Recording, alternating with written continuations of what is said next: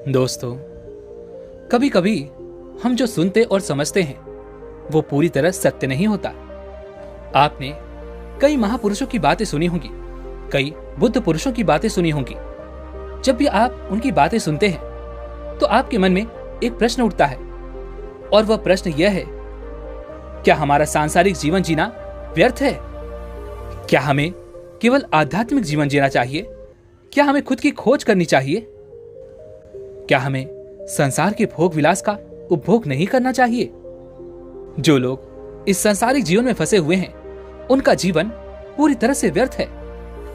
किसी को अपने माता पिता के लिए धन कमाना है, तो कोई अपने परिवार को सुखी देखना चाहता है, कोई अपने बच्चों की चिंता में पीड़ित है, तो कोई अपने लिए कुछ करना चाहता है, नाम कमाना चाहता है, कोई अपनी प्रेमिका को खुश रखना चाहता है, कोई अपने प्रेमी को पाना चाहता है, कोई राजनीतिक बनना चाहता है, तो कोई राज करना चाहता है, कोई साधारण जीवन जीना चाहता है। इसी प्रकार हम सभी के तरह तरह के सपने हैं, तरह तरह के विचार हैं। हम सभी को अपने जीवन में कुछ न कुछ तो चाहिए ही, परंतु ये सभी बुद्ध पुरुष जब हमारे सामने आते हैं तो हमारे इन सपनों को तोड़ मरोड़ के रख देते हैं। जब वह कहते हैं कि सांसारिक जीवन व्यर्थ है और खुद को जानो, खुद को पहचानो, आध्यात्मिकता की राह पर चलो, तब उस वक्त हमारे मन में, हमारे मस्तिष्क में तरह तरह के विचार उत्पन्न होने लगते हैं। तब हमें यह समझ नहीं आता कि आखिर हम सांसारिक जीवन जिएं या फिर आध्यात्मिक जीवन, आखिर हम क्या करें? आपके साथ भी कभी न कभी ऐसा तो हुआ ही होगा। क्या आपके भी मन में ऐसे कोई प्रश्न है? तो आप हमें कमेंट में जरूर बताइएगा। चलिए आगे बढ़ते हैं और इसके पीछे की वास्तविकता को जानते हैं। वास्तविकता तो यही है कि आप उन बुद्ध पुरुषों की बातों को अच्छी तरह से समझ ही नहीं पा रहे, क्योंकि वो कहना कुछ और चाहते हैं और आप उनकी बातों का मतलब कुछ और ही निकाल रहे हैं। आप उनकी बातों से कुछ और ही समझ रहे हैं। महात्मा बुद्ध खुद ही कहते थे कि उन्हें दरिद्रता पसंद नहीं है।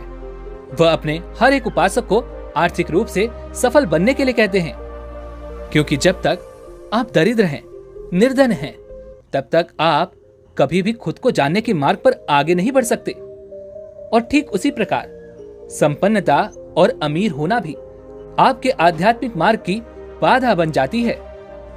कई महापुरुषों ने, कई बुद्ध पुरुषों ने अपनी बातें बहुत ही सीधी और सरल भाषा में कही है, लेकिन हम सभी उन बातों का अर्थ कुछ और ही निकाल बैठते हैं। हम सभी उनकी बातों को समझ नहीं पाते, क्योंकि उनकी बातें रोजमर्रा की जिंदगी से बिल्कुल अलग होती है। वे लोग कहना तो कुछ और चाहते हैं, लेकिन हम में से अधिकांश लोग उनकी बातों का मतलब कुछ और ही निकाल लेते हैं और उसे अपने जीवन में उतारकर हम अपना पूरा जीवन पूरी तरह से बर्बाद कर लेते हैं। चलिए इसे एक कहानी के माध्यम से समझते हैं। एक बार की बात है, महात्मा बुद्ध नगर वासियों को उपदेश दे रहे थे। महात्मा बुद्ध कह रहे थे कि संसार में मत फंसो, संसार से ऊपर उठो। संसार से ऊपर उठकर ही तुम संसार को जी सकते हो। संसार में जो फंस गया, जिसने अपनी बुद्धि और विवेक का इस्तेमाल नहीं किया और बुरे कार्यों में लिप्त हो गया, वह आने वाले समय में भयंकर दुख भोगेगा, क्योंकि उसके कर्म ही उन दुखों का कारण बनेंगे। इसलिए आप सभी इस संसार की मोह माया अर्थात इच्छा, लालच, क्रोध इत्यादि को ध्यानपूर्वक देखते हुए अपने कर्म करें। इतना कहकर महात्मा बुद्ध ने अपना उपदेश समाप्त किया और वहां से वह चले गए। महात्मा बुद्ध जब यह उपदेश दे रहे थे तो वहां पर उस नगर का सबसे धनी व्यक्ति वहीं पर मौजूद था, और उस व्यक्ति पर महात्मा बुद्ध की बातों का बहुत गहरा असर पड़ा। उसका मन अब संसारी जीवन में नहीं लगता था। वह संसारी जीवन से हटने लगा था। अब उसे अपना सब कुछ किया हुआ व्यर्थ नजर आने लगा था। देखते ही देखते अब उसका सारा व्यापार चौपट होने लगा था। उस धनी व्यापारी के परिवार के सभी सदस्य उसे इस तरह से देखकर बहुत चिंतित रहने लगे थे, और जब भी कोई उससे बात करने की कोशिश करता तो वह धनी व्यापारी एक ही बात कहता, यह धन दौलत तो सब बेकार की चीजें हैं, ये सब तो मोह माया है, सब बेकार है। भला हम रिश्ते निभाकर क्या करेंगे? यह सब तो वासना है। जीवन तो केवल एक ही है और वह है मुक्ति। अब तो केवल उसी की आस है, उसी की प्यास है। मैं इतना समझ चुका हूं कि अब से जो भी होगा वह सब अच्छा होगा। अब से उसने व्यापार पर भी ध्यान देना बिल्कुल बंद कर दिया था और देखते ही देखते वह धनी व्यापारी उस नगर का सबसे गरीब व्यक्ति बन चुका था। वह पूरी तरह से निर्धन हो चुका था। उसका सब कुछ बर्बाद हो चुका था और उसका पूरा परिवार सड़क पर आ गया। एक दिन जब उसके घर में खाने के लिए कुछ नहीं बचा तो उसने अपने आप से कहा, यह मैंने क्या कर दिया?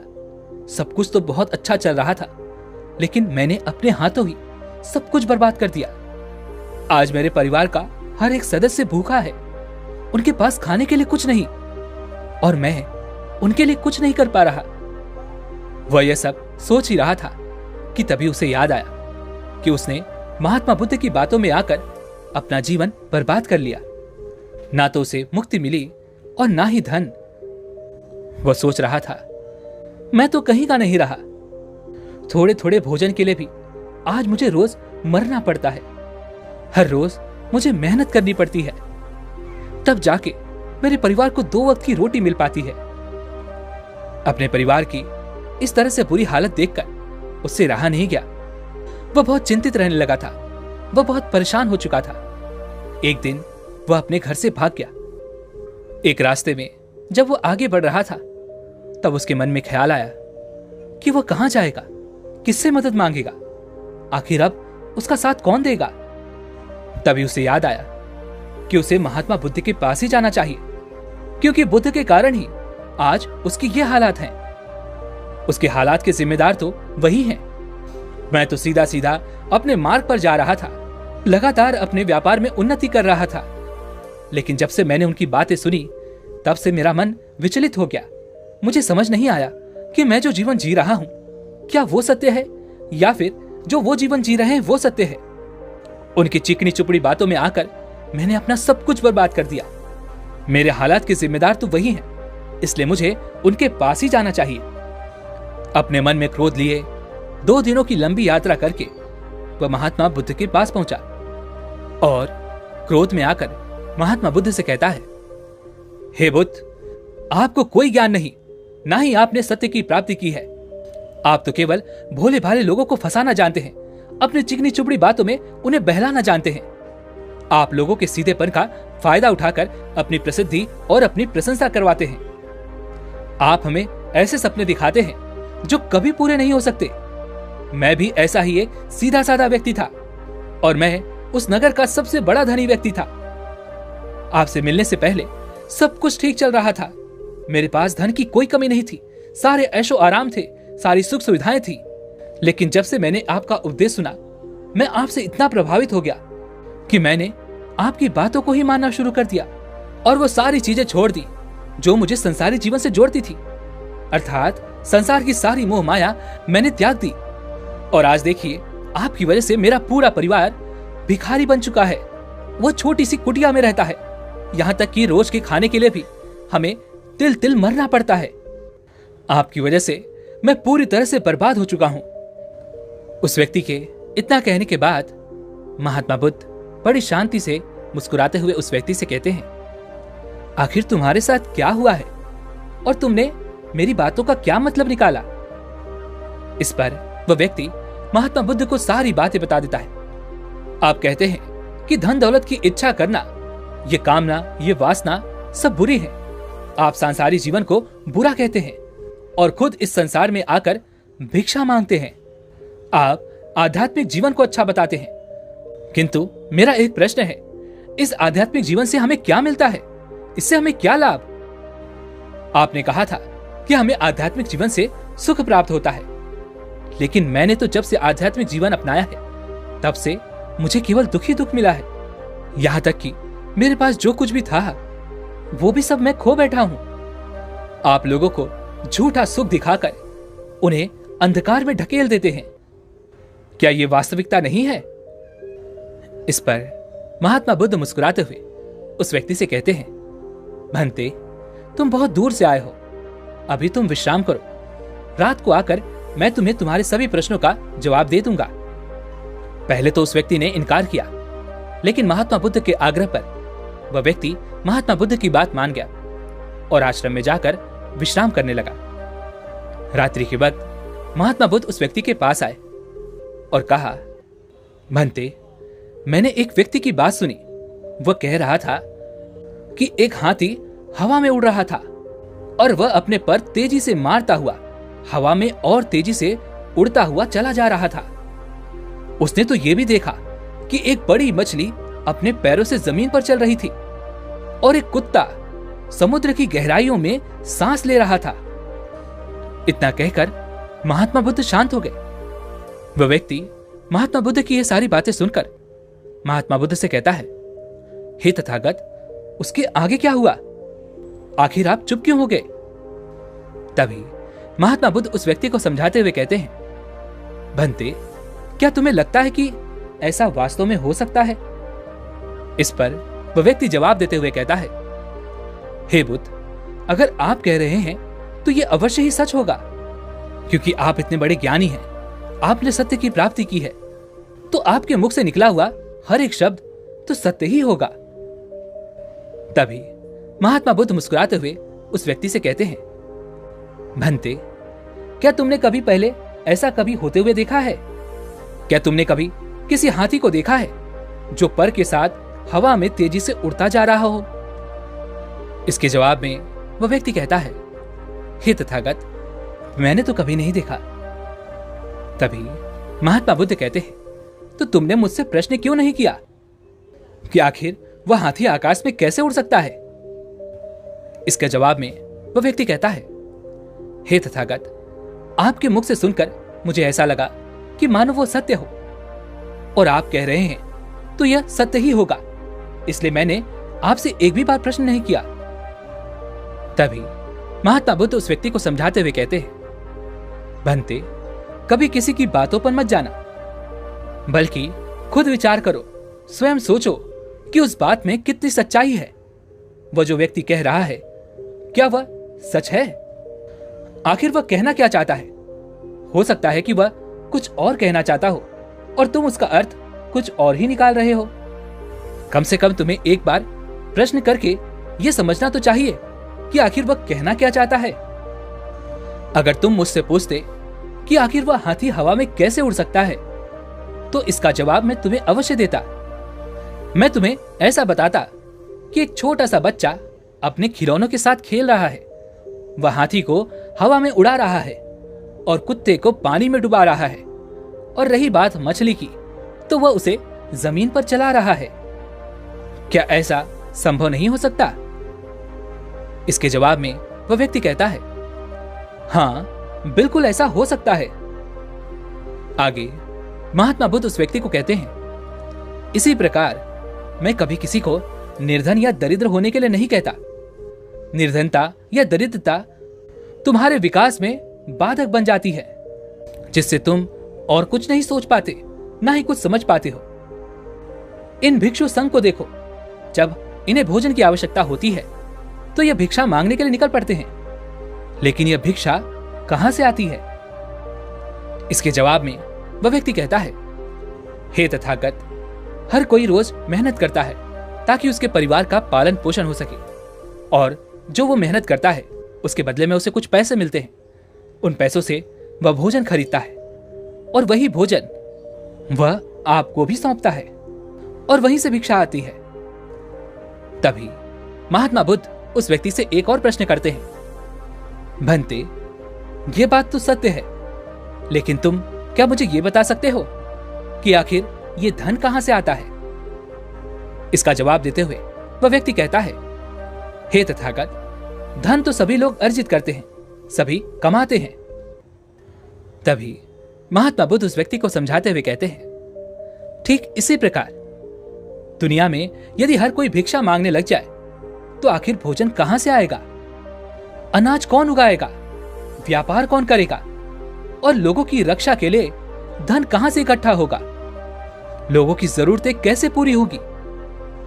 यह सुनकर वह व्यक्ति थोड़ा सा अचरज में पड़ गया और महात्मा बुद्ध से कहता है, किंतु हे तथागत, आप ही तो कहते हैं कि मनुष्य की इच्छा, कामना और वासना, लालच और क्रोध, ये सभी मनुष्य के विकार हैं और हमें इनसे दूर रहना चाहिए, तभी वह आत्मज्ञानी कहलाता है। तभी महात्मा बुद्ध कहते हैं, भंते, मैं तो अभी भी यही कह रहा हूं कि मनुष्य को इन सब चीजों से दूर रहना चाहिए। इस पर वह व्यक्ति महात्मा बुद्ध की बात काटते हुए कहता है, हे तथागत, पर दुनिया तो इसी पर चल रही है। इसके बिना भला ये संसार कैसे चल सकता है? हर किसी को पैसों की जरूरत है। बिना पैसों के वह अपने परिवार को नहीं चला सकता, वह अपने परिवार का पालन पोषण नहीं कर सकता, वह अपने परिवार के लिए भोजन नहीं ला सकता, और यदि वह पैसे नहीं कमाएगा तो वह भूखा मर जाएगा। तभी महात्मा बुद्ध कहते हैं, भंते, ये संसार इन चीजों से नहीं चल रहा, इन चीजों से बिगड़ रहा है। इस पर वह व्यक्ति कहता है, हे तथागत, आखिर आप क्या कहना चाहते हैं?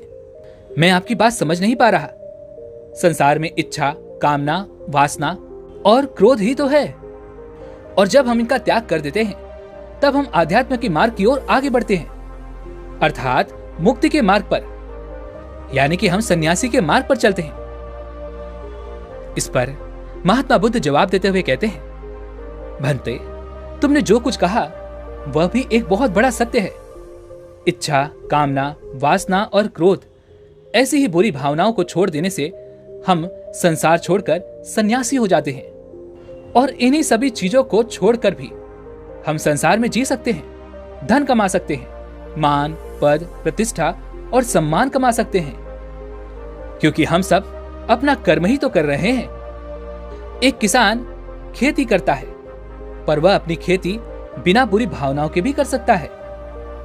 एक व्यापारी व्यापार करता है, और इस व्यापार में चीजों को यहां से वहां पहुंचाना होता है, और वह व्यापारी इन चीजों को बिना बुरी भावनाओं के कर सकता है।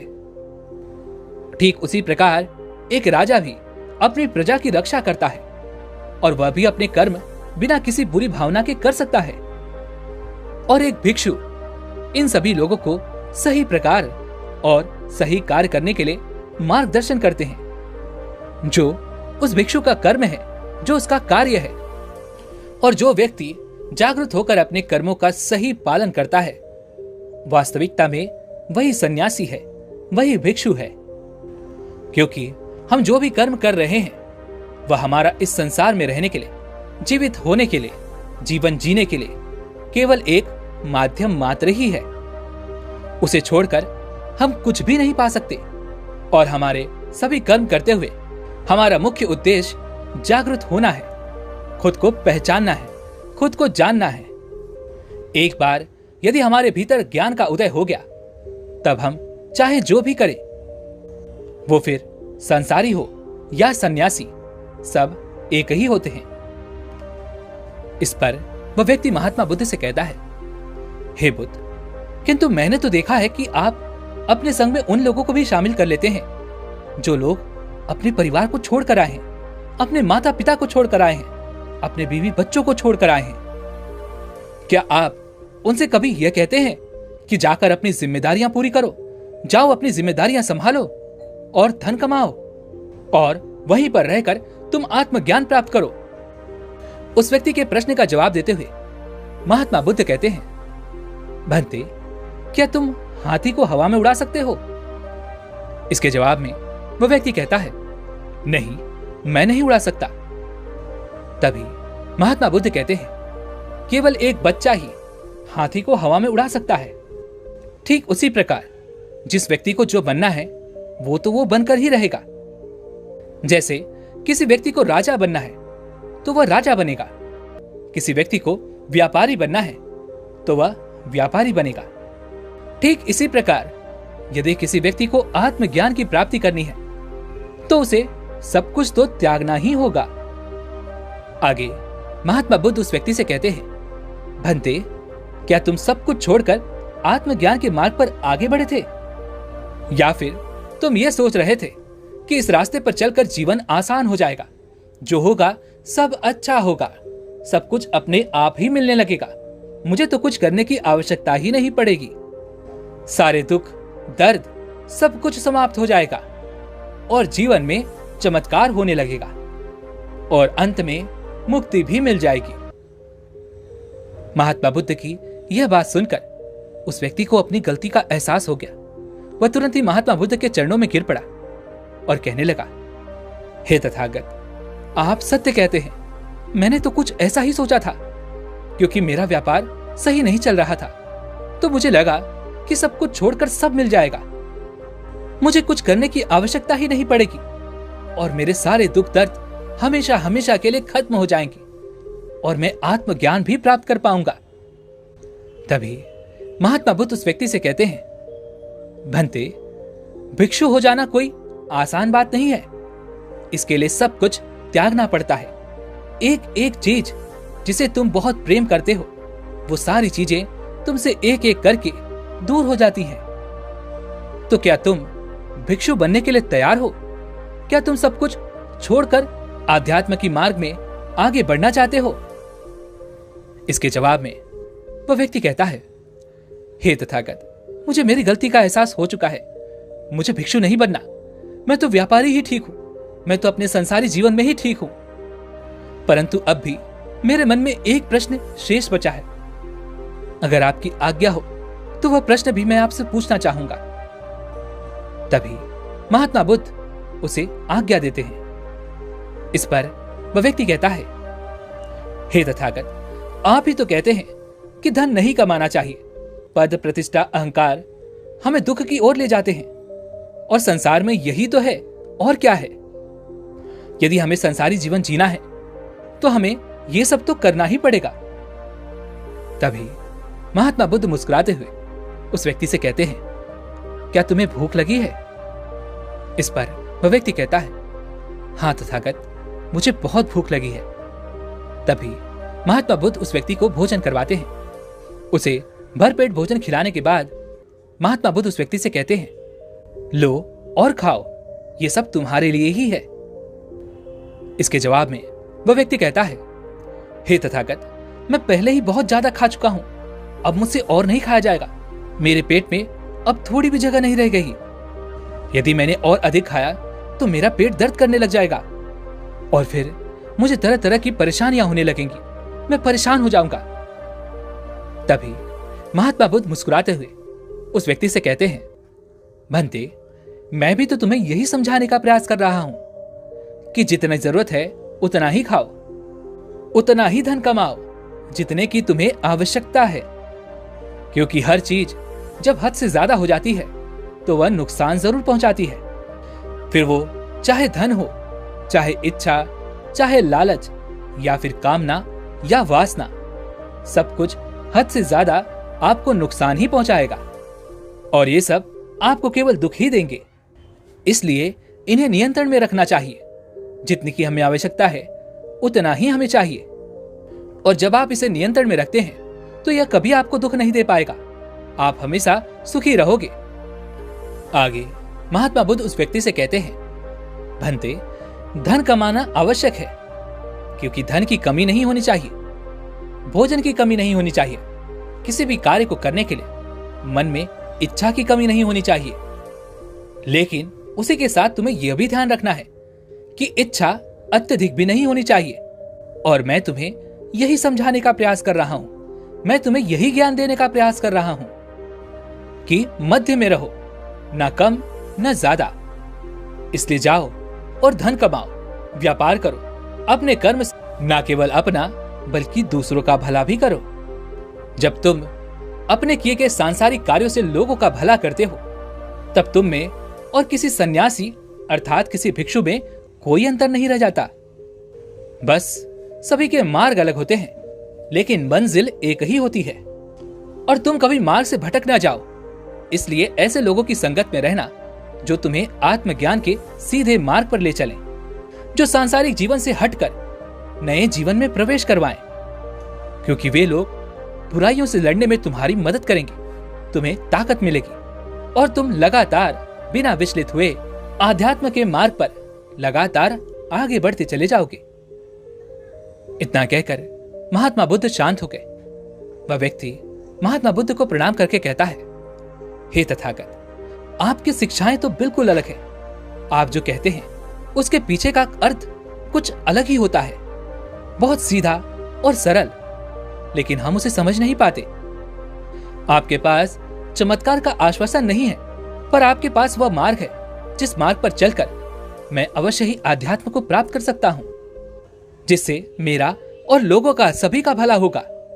हे तथागत, ये मेरी ही गलती थी कि मैंने आपकी बातों का गलत मतलब निकाला और एक व्यापारी होकर भी मैंने अपने कर्मों को छोड़ दिया और यह सोचने लगा कि अब अपने आप ही सब कुछ होगा, सब कुछ अच्छा ही होगा।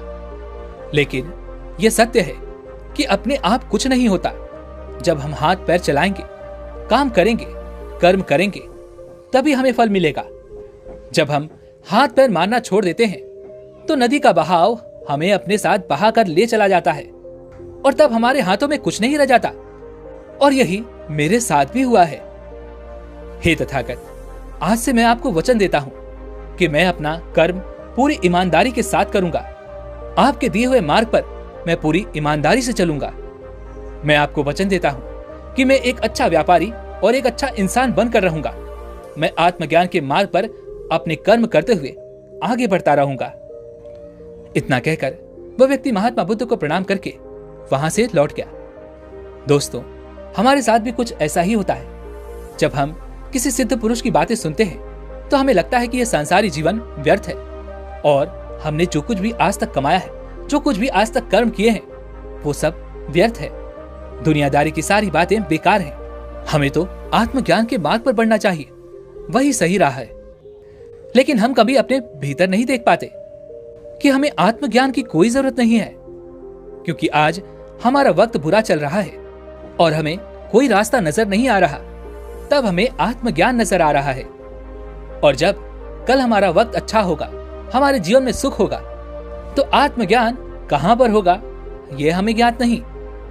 इसीलिए जो आत्मज्ञान के मार्ग पर चलते हैं उन्हें सुख और दुख से कोई फर्क नहीं पड़ता। उन्हें अपने व्यवसाय से भी फर्क नहीं पड़ता।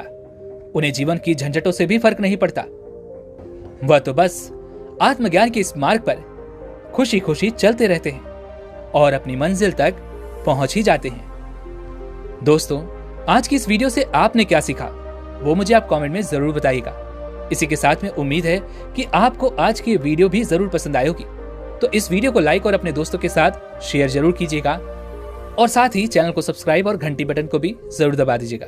चलिए फिर मिलते हैं ऐसी एक और वीडियो में। तब तक के लिए अपना ख्याल रखें। धन्यवाद।